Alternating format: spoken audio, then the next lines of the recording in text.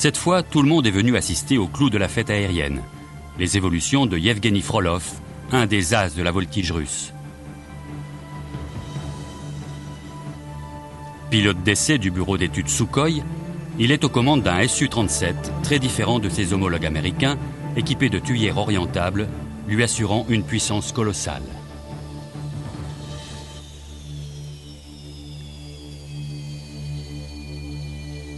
Cet avion, unique au monde dans son genre, exige tout le savoir-faire de Frolov. Pendant qu'en bas, dans la foule, les responsables de chez Sukhoi ne quittent pas du regard le gros Su-37 qui s'apprête à décoller, le spectacle est sur le point de commencer.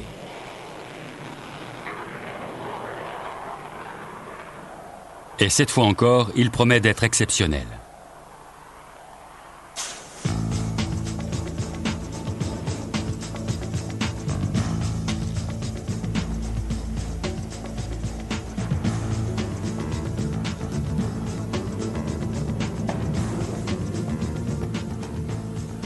Une impressionnante succession de figures aériennes qui démontrent l'étendue des possibilités de cet avion incroyablement agile.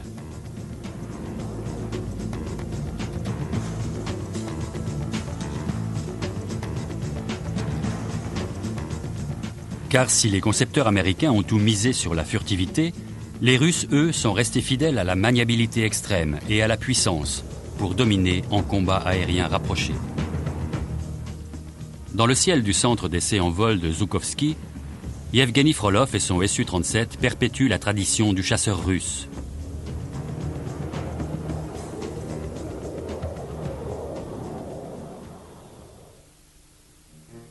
Les origines de l'avion de chasse remontent à Nikolaï Zhoukovsky, le père de l'aéronautique russe. C'est lui qui fit construire la première soufflerie du pays en 1902 et effectua des essais aérodynamiques dans son laboratoire. Et beaucoup de ses élèves allaient devenir de talentueux concepteurs d'avions. Mais malgré les recherches fondamentales menées par Zhoukovsky, la Russie n'a toujours pas ses chasseurs lorsqu'éclate la Première Guerre mondiale. Et l'aviation militaire du Tsar doit s'équiper d'appareils français et anglais ou récupérer des avions allemands capturés. Après l'arrivée au pouvoir des bolcheviks, la Russie signe une paix unilatérale. Mais les innovations ne cessent pas pour autant. Les essais en soufflerie permettent aux ingénieurs de concevoir des cellules plus rapides et plus solides. L'aéronautique soviétique n'en est qu'à ses débuts, mais elle commence à développer sa propre identité. Au début, l'armée rouge utilise des avions de chasse fabriqués en Europe occidentale. Les moteurs et les appareils sont expédiés en Russie en pièces détachées et assemblés sur les aérodromes. Au début des années 20, la guerre civile bat son plein sur tout le territoire et les communistes déploient des chasseurs divers. Parmi ceux-ci, l'Avro 504, d'origine britannique. En 1924, Staline arrive au pouvoir. Il comprend l'importance de la puissance aérienne et soutient l'aviation militaire. Il fait baptiser les pilotes les faucons de Staline et les exhorte à voler plus vite, plus haut et plus loin que tous les autres. Sous le commandement du maréchal Toukhatchevski, l'armée de terre et l'aviation développent leurs capacités en organisant des opérations conjointes. Les soviétiques se retrouvent ainsi rapidement à la tête d'une force aérienne moderne, capable de rivaliser avec celle des pays de l'Europe occidentale.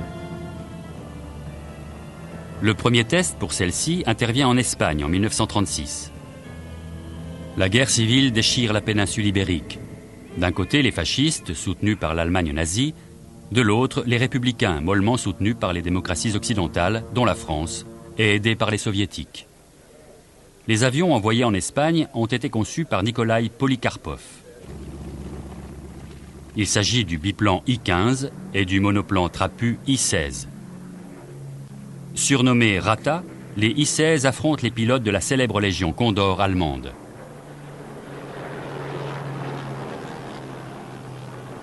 Au cours de combats souvent désespérés, les pilotes communistes parviennent malgré tout à faire bonne figure grâce à l'agilité de leur I-16. Mais si le rapport de force paraît alors à peu près équilibré, pendant ce temps, Hitler renforce considérablement sa puissance militaire. Malgré la signature du pacte germano-soviétique en 1939, les forces allemandes attaquent l'Union soviétique en juin 1941. La guerre d'Espagne, malgré la défaite des républicains, avait pu faire illusion, mais l'opération Barbarossa est d'une toute autre ampleur. Employant une fois de plus la tactique du Blitzkrieg, les blindés et les troupes d'assaut d'Hitler transpercent des forces soviétiques prises au dépourvu. La Luftwaffe, qui s'est massivement redéployée à l'est, attaque en force. Les avions allemands modernes, comme le Heikel HE-111 et les versions les plus récentes du Messerschmitt Bf-109, ont la maîtrise du ciel. La plus grande partie de l'aviation soviétique est détruite au sol. Et les Russes, abasourdis, doivent défendre la mère patrie avec leurs vieux biplans I-15. Mais ceux-ci ne font plus le poids et sont balayés du ciel par les nouveaux chasseurs allemands, plus rapides et mieux armés. Les purges décidées par Staline dans les années 30 ont éliminé les meilleurs et les plus brillants officiers. Et les pilotes qui restent, paralysés par la peur, craignent plus le poteau d'exécution que les avions de la Luftwaffe. Les forces encore debout sont mal organisées et piètrement commandées. Le matériel le plus moderne, comme le chasseur monoplan I-16, ne peut rivaliser avec les Messerschmitt Bf-109F. Le massacre qui en résulte est une amère leçon pour l'aviation de l'armée rouge. Dopé par sa rapide victoire, Hitler réunit ses généraux pour organiser l'attaque de Moscou.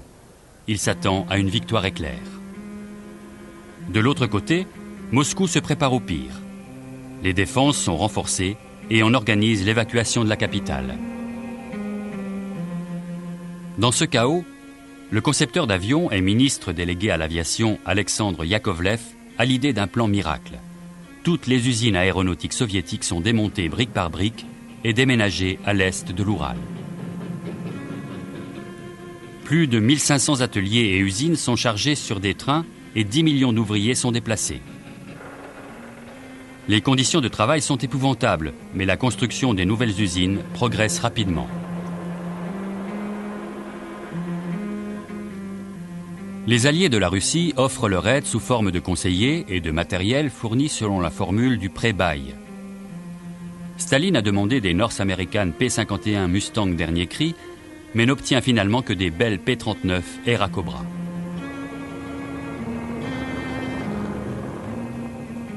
Ce n'est pas l'avion que voulaient les pilotes russes, mais ils finiront par apprécier sa robustesse et sa capacité à opérer à partir de pistes de rondins, courantes en Union soviétique. Le curieux avion américain à moteur central va servir aussi bien comme chasseur que comme avion d'attaque au sol. L'as de l'armée de l'air Pokrouchkin utilisera au mieux le canon de 20 mm du P-39 et abattra ainsi 59 avions allemands.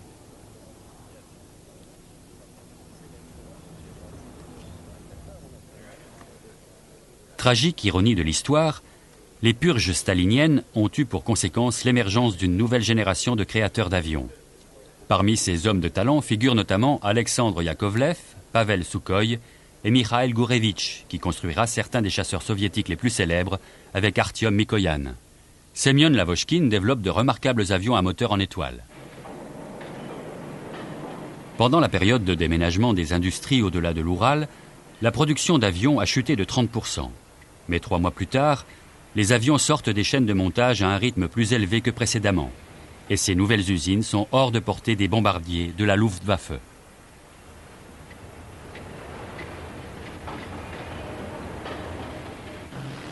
Fin 1941, le premier d'une nouvelle génération de chasseurs voit le jour. Ce sont maintenant des monoplaces modernes à aile basse, avec des cockpits protégés par une verrière et des trains d'atterrissage rentrants. C'est un progrès, mais ces appareils laissent encore beaucoup à désirer. Ils ne peuvent toujours pas égaler les performances des appareils allemands qui leur font face. Mais au fil des combats acharnés, les forces soviétiques capturent de plus en plus de matériel allemand. Et lorsque des exemplaires du chasseur à haute performance Focke-Wulf FW-190 tombent aux mains des Russes, les ingénieurs l'étudient de près, sous la direction de Semyon Lavochkin.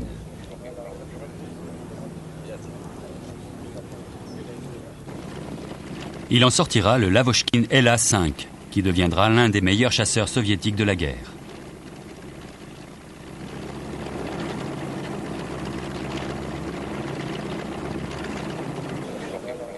Non seulement l'armée rouge dispose de nouveaux avions, mais l'aviation a été entièrement réorganisée. Les chasseurs, bombardiers et avions d'attaque au sol sont constitués en armée aérienne mobile, opérant de concert avec les forces terrestres. Le plan soviétique a été adopté juste à temps. Le groupe d'armée B de Hitler met tout son poids dans une offensive sur une ville industrielle des bords de la Volga, Stalingrad.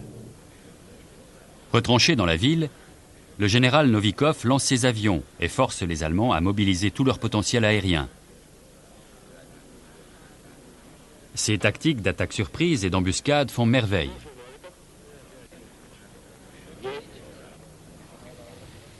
Paradoxalement, les attaques menées par la Luftwaffe servent de mission d'entraînement pour les pilotes soviétiques. De plus en plus d'avions arrivent sur le front, et les pilotes soviétiques, de plus en plus aguerris, savent maintenant contrer les tactiques allemandes. La stratégie de Novikov commence à porter ses fruits. Les forces nazies ont besoin de plus en plus d'avions de transport pour approvisionner les troupes encerclées dans Stalingrad. Et à mesure que l'étau soviétique se resserre, les Ju-52 de transport sont forcés de s'exposer. Dès le départ, les Russes ont prévu que les Allemands auraient besoin d'un ravitaillement aérien. L'armée de l'air soviétique a donc mis en place des cercles de défense concentriques tout autour d'eux. Ces zones constituent un véritable blocus de chasseurs, doublé par des rideaux de batterie anti-aériennes. Si la Luftwaffe avait pu disposer d'assez d'avions de transport, elle aurait peut-être pu approvisionner la 6e armée assiégée dans les ruines de la ville. Mais ce n'est pas le cas. Les Allemands ne disposent que d'une flotte d'avions hétéroclites qui doivent opérer dans des conditions météo de plus en plus terribles. Et ce, face à une aviation soviétique de plus en plus agressive, qui harcèle les longues formations d'avions cargo malgré leurs escortes. Et les chasseurs soviétiques attaquent les bases aériennes ennemies, qui sont bientôt jonchées de carcasses d'avions détruits. Une des plus belles victoires est remportée par le sergent Shumbarev. À lui seul, et grâce à une tactique toute personnelle, il a abattu un bombardier Junkers Ju-88.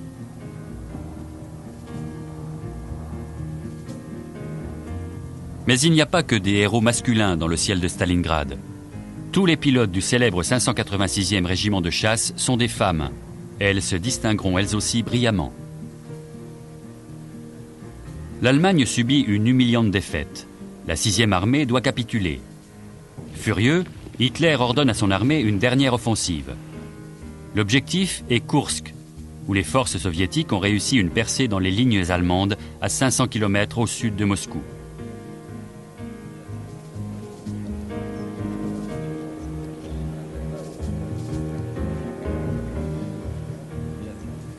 L'offensive est retardée à cause de la météo, et surtout parce que Hitler veut attendre la livraison des nouveaux chars Panther.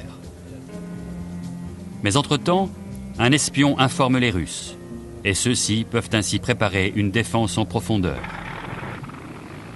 L'aviation soviétique aligne plus de 2900 avions, plus d'1 millier de chasseurs et 940 tueurs de chars Ilyushin-Sturmovik. Les Allemands ont massé plus de 2000 avions pour l'attaque. Mais comme les combats font rage sur les autres théâtres d'opération, ils n'ont pu mobiliser que 600 chasseurs. Au début, les pilotes de la Luftwaffe ont l'avantage, mais bientôt, la pénurie de chasseurs se fait sentir.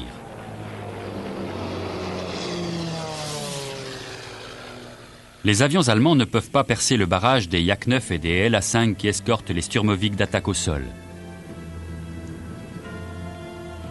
Après des combats acharnés, Hitler met fin à son offensive. Les jours de gloire sont terminés pour l'Allemagne et commencent pour la Russie. Sur le front Est, la Luftwaffe subit d'énormes revers, mais côté occidental, elle bénéficie d'un avantage temporaire, le Messerschmitt Me-262, le plus fabuleux chasseur de la guerre. Ces moteurs à réaction préfigurent l'avenir des avions de haute performance. Au cours des derniers mois de la guerre, les troupes soviétiques s'emparent des données scientifiques et de la technologie du turboréacteur, développée à grands frais par les Allemands. Les avions de chasse construits pendant la guerre par Artyom Mikoyan et Mikhail Gourevitch n'ont rien de particulièrement remarquable. Mais ce sont ces deux ingénieurs, au sein de leur bureau d'études MiG, qui vont faire entrer l'aéronautique russe dans l'ère des jets. Ils savent, pour en avoir fait les essais, que les voilures de type classique ne conviennent pas aux appareils à réaction. L'équipe MiG étudie donc le comportement des voilures en flèche à basse vitesse et construit un étrange avion dénommé Utka ou Canard qui doit servir pour les essais en vol. Et après quelques modifications, l'Utka s'avère un excellent outil de recherche. Malgré ses modestes débuts, MiG va devenir le plus célèbre constructeur d'avions du globe, peut-être plus encore que Boeing.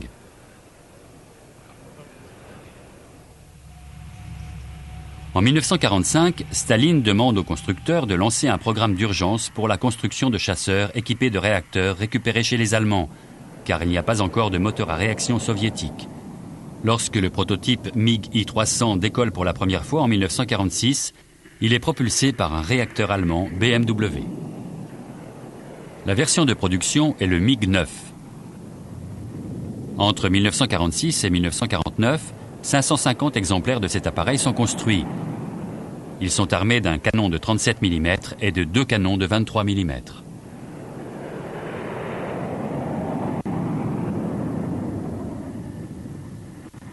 Le MiG-9 est le premier avion à réaction soviétique pourvu d'un siège éjectable.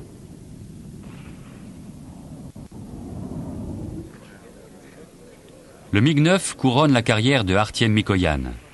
Il reçoit le prix Staline, mais épuisé par le développement du projet, il est victime d'une crise cardiaque. L'un de ses concurrents est Yakovlev, le concepteur des célèbres chasseurs de la guerre.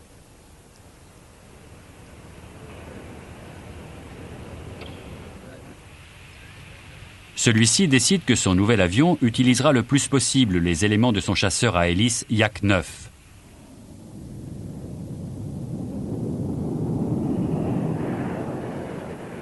Le réacteur est monté sous le fuselage et l'arrière de l'appareil est renforcé pour le protéger des gaz d'échappement brûlants.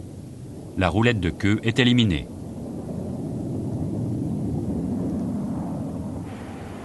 Lorsqu'apparaît le Yak-17, il comporte un train d'atterrissage tricycle dont la roue avant est logée dans une protubérance sous l'avant du fuselage. Staline apprécie les jets produits par Yak. Alexandre Yakovlev conserve ainsi tout son prestige et reste l'un des principaux concepteurs de l'après-guerre. Avec Mikoyan et Gourevitch, il est au sommet de la hiérarchie aéronautique. Et entre ces brillants ingénieurs, la compétition est féroce. En 1946, Artiem Mikoyan profite d'une brève accalmie dans la guerre froide pour développer le plus formidable chasseur à réaction. Avec son collègue spécialiste des moteurs Vladimir Klimov, il vient visiter l'usine Rolls-Royce en Grande-Bretagne. Là, il apprend que l'Union soviétique va sans doute acquérir un petit nombre de réacteurs Néné et Derwent. Mikoyan et Klimov rentrent d'urgence au pays et modifient leur projet de nouvel avion en se basant sur les caractéristiques du réacteur Néné, qui est à l'époque ce qui se fait de mieux. Lorsque les réacteurs arrivent en Russie, ils sont immédiatement démontés, analysés et copiés. Et bientôt, des Néné 2 et des Derwent 5 sortent des chaînes de montage, rebaptisées RD-45 et RD-500. Mais aucune licence de fabrication n'a jamais été négociée avec Rolls-Royce, et la compagnie anglaise refuse donc d'assurer le support technique. En 1947, le bureau d'études Yakovlev monte dans l'intercepteur Yak-23 un réacteur Derwent 5. Le programme d'essai se déroule au mieux, mais la production en série est annulée par l'arrivée du nouveau prototype MiG, le I-310, qui deviendra le légendaire MiG-15. Le nouvel appareil diffère complètement de son prédécesseur, le MiG-9. Il comporte un fuselage en forme de tube, avec le moteur monté droit à l'intérieur. La tuyère se trouve à l'arrière du tube, de sorte que les gaz chauds n'entrent pas en contact avec le fuselage. Le train d'atterrissage robuste se replie dans la voilure et le revêtement de l'appareil est en aluminium. Le 30 décembre 1948, Viktor Yuganov fait voler le premier exemplaire de série du MiG-15. Ses performances sont exceptionnelles et la production commence dans plusieurs pays satellites. Les nouveaux chasseurs sont livrés aux forces de défense aérienne soviétiques en janvier 1949. Comme pour tous les avions de combat d'origine soviétique, la qualité première du MiG-15 est sa robustesse. Il supporte sans broncher les traitements les plus durs.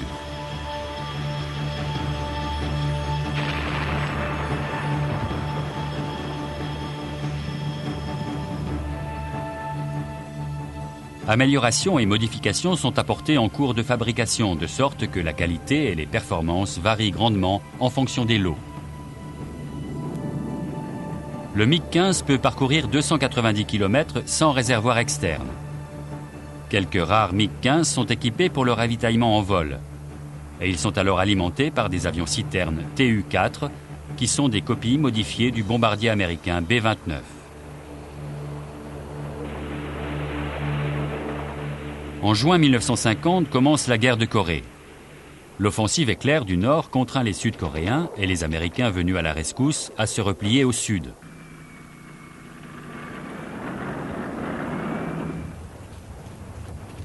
Pendant que les forces américaines sur place réussissent à tenir un périmètre autour de la ville de Pusan, le général MacArthur organise un débarquement à Incheon, en Corée du Nord. Et les troupes terrestres de l'ONU avancent vers le nord, repoussant devant elles l'armée nord-coréenne. Tout au long de cette guerre, l'aviation va jouer un rôle clé. Les bombardiers stratégiques américains B-29 pilonnent les troupes nord-coréennes, mais aussi les voies ferrées et les usines. Face à cette offensive massive, Kim Il-sung supplie Staline de l'aider. Celui-ci envoie secrètement une unité de MiG-15 commandée par l'as de la Seconde Guerre mondiale, Ivan Kozdoub.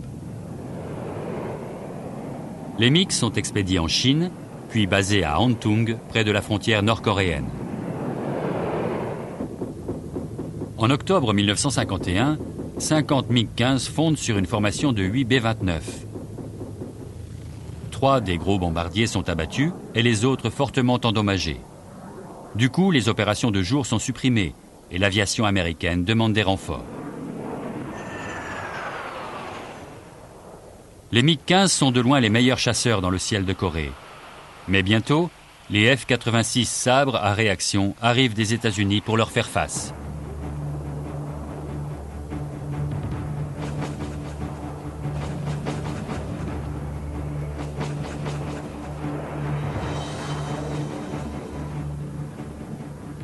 Le nouveau chasseur américain à aile en flèche tient tête aux appareils russes. Et bientôt, le taux de victoire est de 10-1 en faveur des pilotes américains. Mais ce succès du F-86 sur le MiG-15 reste aujourd'hui encore sujet à caution, car les pilotes soviétiques remportent de nombreuses victoires dans le ciel de Corée. Nikolai Soutiagin abat ainsi 22 avions américains et devient l'as le plus brillant parmi les pilotes soviétiques. Yevgeny Pepelyayev descend 19 appareils, dont 14 F-86. Pendant ce temps, au Centre de recherche aéronautique d'Union soviétique, le Tsagi, le développement de nouveaux avions se poursuit dans l'atmosphère lourde de menaces des années 50. Les ingénieurs recherchent des moyens d'améliorer le MiG-15. Ils font des essais en soufflerie pour déterminer l'angle de flèche des voilures et l'emplacement des cloisons de décrochage pour améliorer l'écoulement de la couche limite. Le résultat est un nouvel avion qui entre en service en octobre 1952. Le MiG-17, comme le MiG-15, est décliné en de nombreuses versions. Le modèle MiG-17PF, équipé d'un radar, devient l'intercepteur standard des forces aériennes soviétiques.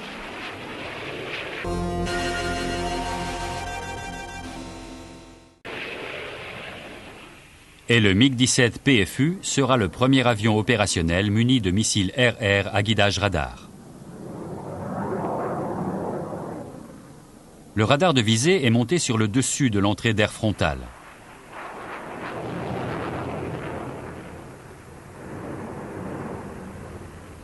La course aux vitesses supersoniques conduit les ingénieurs de chez Mikoyan à augmenter la flèche du MiG-17 à 55 degrés, ce qui donne un nouvel avion, plus puissant, le MiG-19.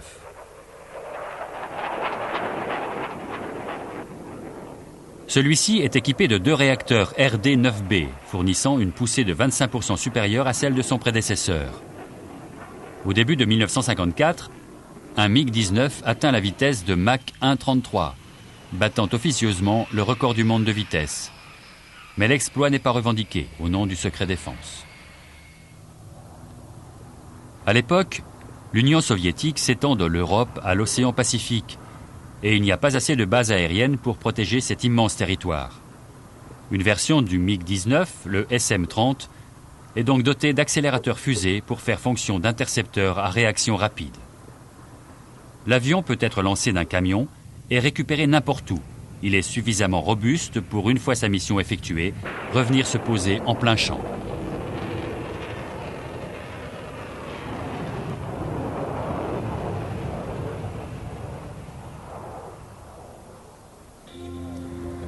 Mais les avions suivants devront être à la fois plus rapides et plus puissants que le MiG-19.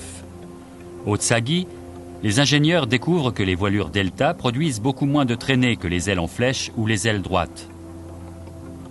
Ils découvrent aussi que plus l'aile est mince par rapport à sa corde, moins elle génère de traînées. Et les essais en soufflerie confirment que le nouvel appareil devra être équipé d'une voilure Delta et bénéficier des dernières innovations en matière de propulsion. Les essais avec le MiG-15 et le MiG-17 ont démontré les avantages d'un réacteur monté dans le fuselage avec une entrée d'air frontale. Mais il s'agit d'appareils subsoniques, et lorsque la vitesse atteint la zone transsonique, il devient nécessaire de réduire la vitesse de l'air qui alimente les moteurs au moyen d'un cône. Toutes ces recherches débouchent sur le MiG-21, à nouveau une réussite majeure des bureaux d'études Mikoyan.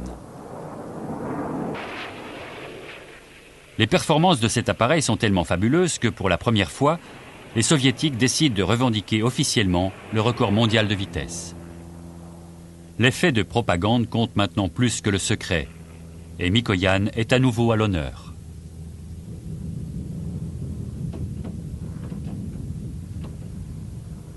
Le 1er octobre 1959, le pilote d'essai de chez MiG, Georgi Mosolov, bat le record du monde officiel de vitesse sur un circuit fermé de 25 km. Il est chronométré à 2388 km/h.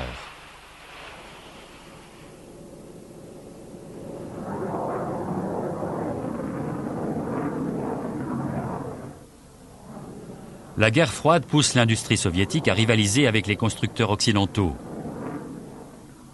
Et le développement de chasseurs supersoniques capables d'atteindre Mach 2 permet aux forces aériennes soviétiques d'augmenter leur potentiel.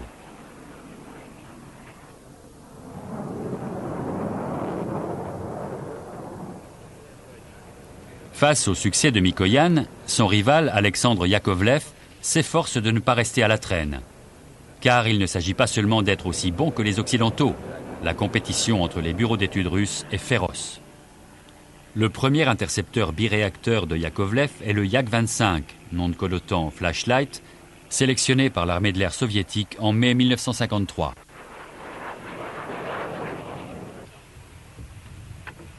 Puis Yakovlev sort un autre appareil de même configuration, mais beaucoup plus puissant. Il est équipé de 2 réacteurs Tumansky R-11 développés pour le MiG-21. Le train d'atterrissage bicycle, similaire à celui du Vautour français, laisse une large place aux armements sous les ailes et le fuselage. La production en série de ce nouvel intercepteur, le Yak-28, commence au début des années 60.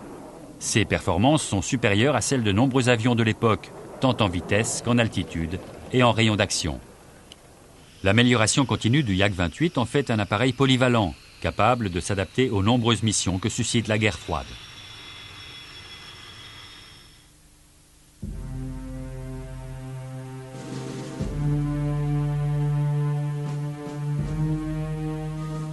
En 1964, les Américains s'impliquent de plus en plus en Asie du Sud-Est et la confrontation avec les forces du Nord-Vietnam devient inévitable.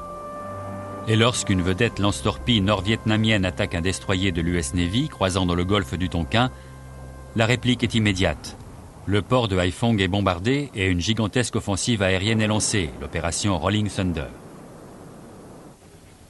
Au sol, les contrôleurs aériens nord-vietnamiens détectent les avions américains et dirigent les chasseurs MiG-17 pour les intercepter. Une tactique soviétique classique baptisée l'interception contrôlée du sol. Ces attaques menées au-dessus du Nord-Vietnam contre des avions américains comme le F-105 Thunder Chief s'avèrent meurtrières. Les MiG-17 sont beaucoup plus agiles que le F-105.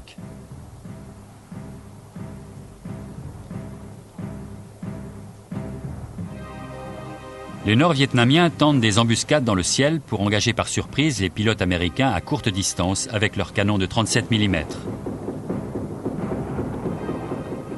Le Thunder Chief est un avion très apprécié, mais le MiG-17 est un vrai chasseur de combat rapproché, surtout aux mains de pilotes bien entraînés.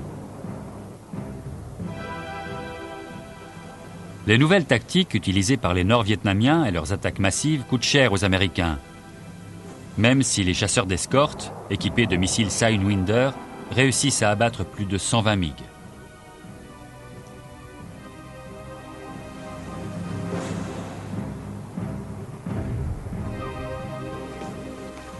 La tâche de l'aviation américaine devient encore plus difficile quand en 1966, l'URSS et la Chine décident d'aider le développement de la jeune force aérienne nord-vietnamienne. Celle-ci reçoit alors des intercepteurs MiG-21, plus rapides et encore plus efficaces.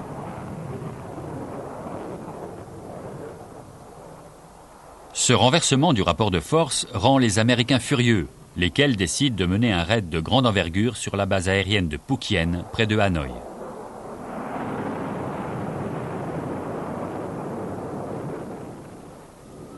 Ce qui n'empêche nullement les MiG de continuer à harceler les pilotes de l'US Air Force et de la Navy. Les Américains décident alors de tendre à leur tour des embuscades aériennes.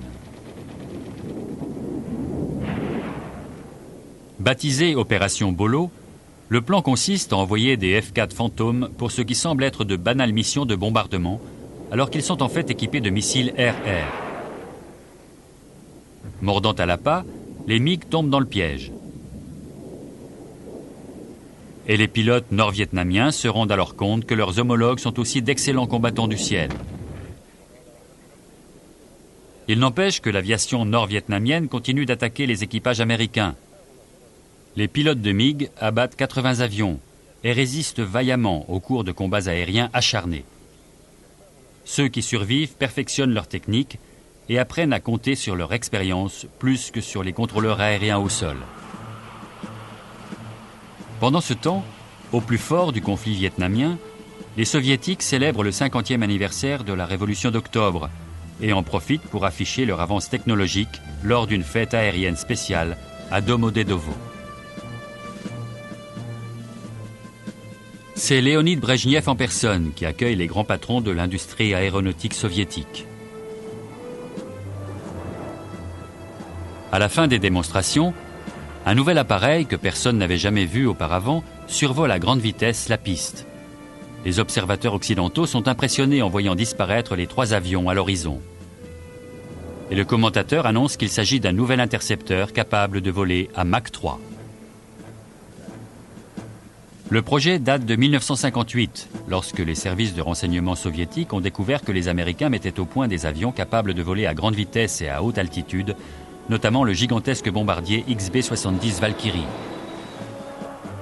En guise de riposte, les ingénieurs de chez Mikoyan développent le prototype YE-155, qui est en fait l'ancêtre de la série des MiG dénommée Foxbat par l'OTAN. L'avion est volumineux et puissant. Mais il tient ses promesses, il peut effectivement voler à plus de Mach 3.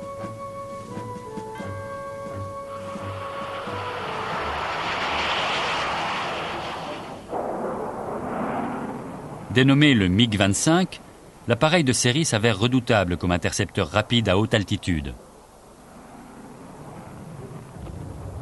Il est équipé d'un nouveau radar très puissant, baptisé Smerch, tourbillon, capable de résister à tous les brouillages dans un rayon de 80 km.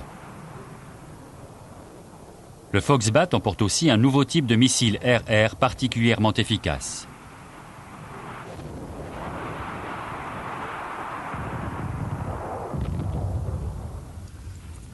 La deuxième vocation du MiG-25 est la reconnaissance photographique, pour laquelle une série de variantes sont spécialement construites. Les caméras des MiG-25R peuvent prendre des photos détaillées de tout le territoire du Royaume-Uni au cours d'un seul passage. En 1973, lors de la guerre du Kippour, un MiG-25R est chronométré au-dessus d'Israël à Mach 3,2. Les performances de ce nouvel appareil inquiètent les militaires occidentaux. Pour lui faire face, le gouvernement débloque des fonds pour le développement de nouveaux avions, tels le puissant biréacteur McDonnell Douglas F-15.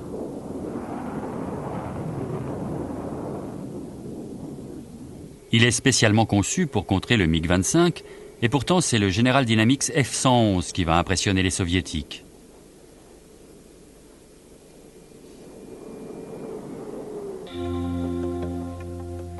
Au Tsagi, les ingénieurs étudient attentivement des maquettes du F-111 et mettent à leur tour au point des systèmes de voilure à géométrie variable.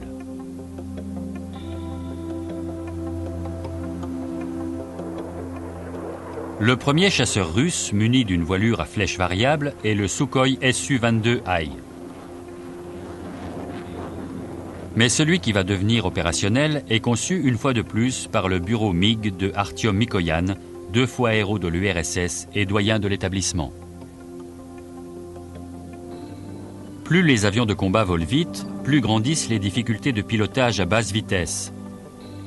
Mikoyan adopte donc lui aussi la flèche variable, et le nouveau prototype devient le MiG-23, nom de code OTAN Flogger, sur lequel les pilotes ajustent la flèche de la voilure pour optimiser le comportement aérodynamique en fonction des opérations.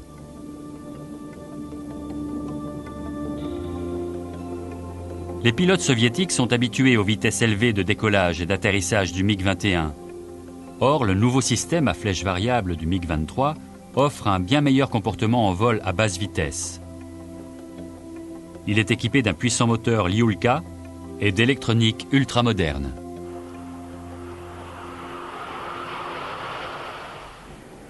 Il doit répondre aux exigences des forces aériennes soviétiques qui nécessitent des capacités de tir au-delà de l'horizon.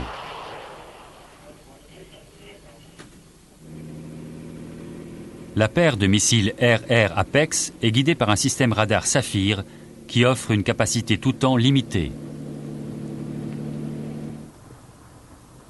Alors que les techniciens occidentaux emploient massivement le radar pour guider les missiles, les soviétiques pensent qu'il faut compléter les systèmes radars par le guidage infrarouge.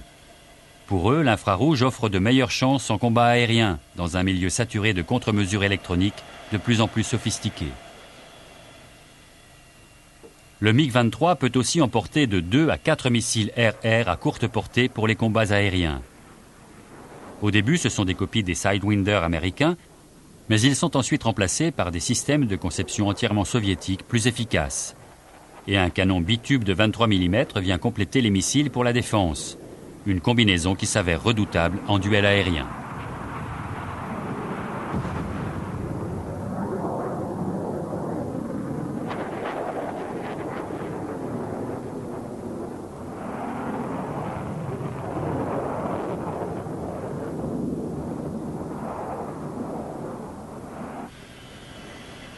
En attendant, le MiG-25 reste l'avion de combat le plus avancé et le plus secret.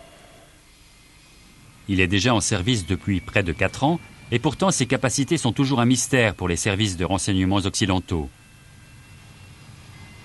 Le 6 septembre 1976, un MiG-25 décolle d'une base aérienne à Vladivostok et se pose par surprise sur un aéroport du Japon. Le pilote, Viktor Belenko, vient de passer à l'ouest. Les experts occidentaux examinent l'appareil en détail et les mystères du Foxbat sont enfin dévoilés. L'appareil est beaucoup plus simple et plus lourd qu'on ne l'imaginait. Ces énormes réacteurs Tumansky consomment énormément, ce qui limite sévèrement son rayon d'action. En fait, c'est plus une fusée qu'un avion, peu apte au combat aérien. C'est certes une machine extraordinaire, mais pas la menace que les experts voyaient en lui. En Union soviétique, le Foxbat continue de battre des records. Le chef pilote d'essai de chez Mikoyan, Alexandre Fedotov, exploite l'exceptionnel rapport poids-puissance du MiG-25 pour grimper presque verticalement et pulvérise ainsi de nombreux records mondiaux, dont celui d'altitude absolue à 37 650 mètres, qui tient toujours. L'avion est aussi très rapide en palier. Svetlana Savitskaya bat plusieurs records en circuit fermé avant de devenir la seconde femme cosmonaute soviétique. Et l'équipe d'ingénieurs qui a conçu le MiG-25 reçoit le prix Lénine pour l'excellence de sa création, la plus haute distinction du RSS. Le directeur du bureau d'études MiG, Rostislav Beliakov, est décoré, ainsi que l'ingénieur en chef Nikolai Matiouk. 4 autres membres de l'équipe sont aussi récompensés pour le moteur, le radar et les systèmes de contrôle de vol. Le MiG-25 est une telle réussite technique qu'il constitue la base d'un autre appareil conçu par le bureau Mikoyan, le MiG-31. Vu de l'extérieur, le nouvel avion ressemble beaucoup à son prédécesseur, mais les apparences sont parfois trompeuses. Lors de son interrogatoire après être passé à l'ouest, le pilote Viktor Belenko affirme qu'une nouvelle version du MiG-25, beaucoup plus sophistiquée et largement améliorée, est en cours de développement. Les experts occidentaux apprennent que le projet a été lancé pour répondre aux demandes de l'armée de l'air soviétique, qui souhaite un avion de combat capable de voler à vitesse supersonique au ras du sol. L'appareil est propulsé par d'énormes réacteurs encore plus puissants que ceux du MiG-25. Lorsque la phase de développement du MiG-31 de série s'achève, l'appareil a été entièrement transformé. Aussi bien sa structure que ses moteurs et son armement n'ont plus rien à voir avec ceux du MiG-25. Et sa mission aussi a changé. Elle est pratiquement à l'opposé de celle du MiG-25.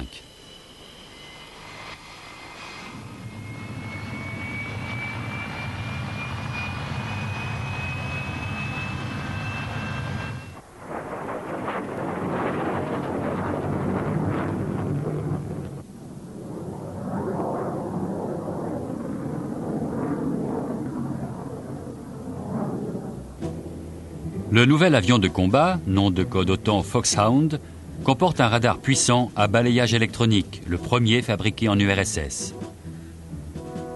Au lieu de balayer les cibles avec sa coupole, il peut les localiser depuis le ciel à l'aide de lentilles électroniques.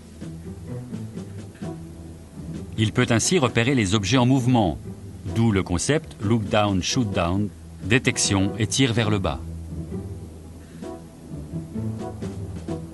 Contrairement à tous ses prédécesseurs, le MiG-31 dispose de systèmes électroniques permettant de partager les informations avec les autres avions de la formation.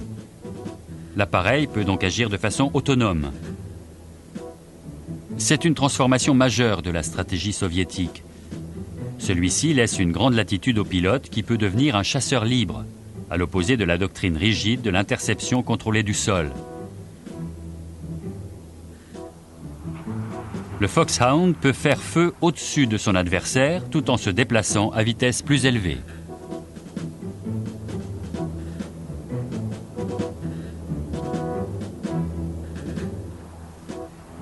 Les missiles RR-AA-9 Amos sont montés dans des emplacements semi-encastrés sous le fuselage.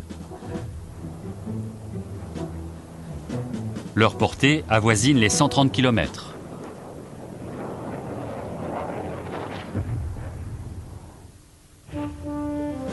Durant les années 70 et 80, la tension s'accroît entre l'Est et l'Ouest, et les forces armées américaines et russes ne cessent de se renforcer. L'amiral Sergueï Gorchkov fait pression pour obtenir une véritable marine de haute mer. Et c'est ainsi qu'est construit le Kiev, le premier porte-avions soviétique. Il n'est pas aussi imposant que les bâtiments de l'US Navy, mais représente néanmoins une menace aux yeux des Américains.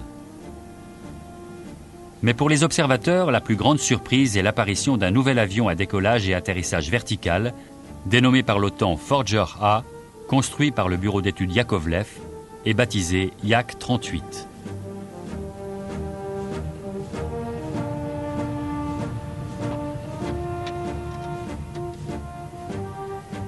Les flottilles de Forger ont pour mission d'intercepter les patrouilles ennemies d'avions de reconnaissance et de lutte anti-sous-marine qui viennent rôder autour du Kiev, mais reste hors de portée de ces missiles défensifs. Le Yak-38 est impressionnant. C'est le second avion de combat de type VTOL au monde, mais comparé au Harrier britannique, il est peu agile et ses capacités stratégiques sont insuffisantes. Il est à peine supersonique et nécessite 3 réacteurs, chacun ayant une fonction différente. Et les pilotes n'apprécient guère son siège éjectable automatique. Pendant ce temps, et parallèlement au Yak-38, le bureau d'études Mikoyan propose d'adapter son nouveau MiG-29 pour les opérations embarquées. Ainsi apparaît le MiG-29K, version navalisée du biréacteur de combat. Il comporte un train d'atterrissage renforcé, des ailes repliables et un crochet d'appontage. L'arrivée du MiG-29 surprend les spécialistes occidentaux lors du salon aéronautique de Farnborough de 1988. C'est le premier avion de combat russe de haute performance exposé à cette manifestation. Durant tout le salon, le MiG-29 effectue des démonstrations quotidiennes. Le pilote de chez MiG, Anatoly Gvotchour, effectue une série de figures qui démontrent les formidables qualités de sa machine lorsqu'elle évolue à forte incidence.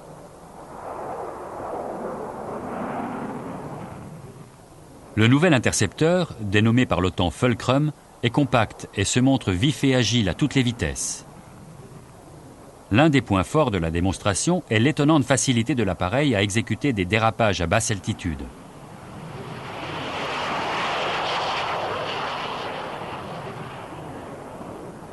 Il présente un excellent comportement en vol pour le combat aérien, un très bon argument de vente qui explique son succès à l'exportation. On le retrouve ainsi notamment en Inde et dans d'autres forces aériennes du monde.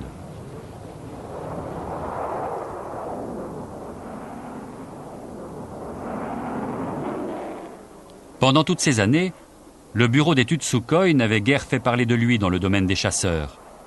Il revient maintenant sur le devant de la scène avec un nouvel avion de supériorité aérienne, le Su-27.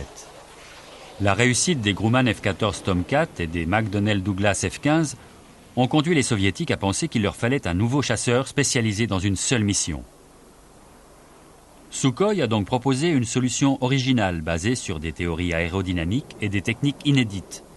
Le projet était très risqué, mais le résultat est positif.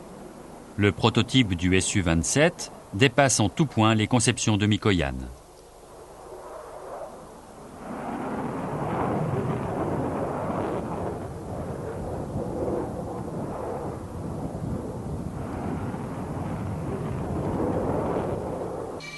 Les principes aérodynamiques qui ont fait du Sukhoi 27 un des meilleurs avions de combat au monde ont été repris dans une nouvelle génération d'avions.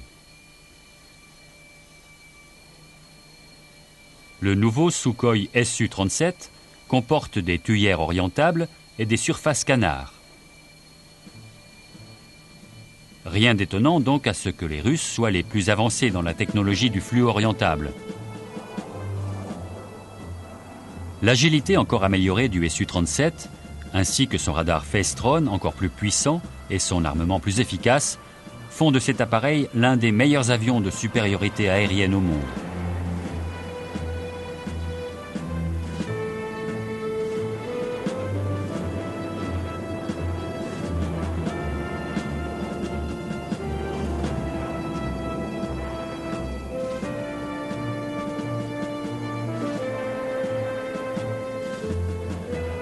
Le dernier chasseur du bureau d'études Sukhoi est fidèle à la tradition aéronautique militaire russe. Les Russes sont en effet arrivés à des conclusions différentes de celles des Américains, qui font une large part à la furtivité. Les pilotes comme Yevgeny Frolov savent que l'extrême agilité et l'expérience seront toujours un atout en combat aérien.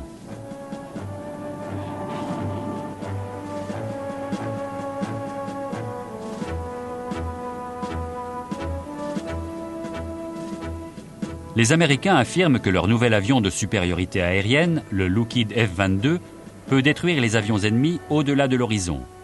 Alors pourquoi dispose-t-il de tuyères orientables, de la capacité de croisière supersonique et d'un canon automatique? Les pilotes de chasse russes connaissent bien le vieux dicton « Il y a de vieux pilotes de chasse, il y a des pilotes intrépides, mais il n'y a pas de pilotes de chasse vieux et intrépides ».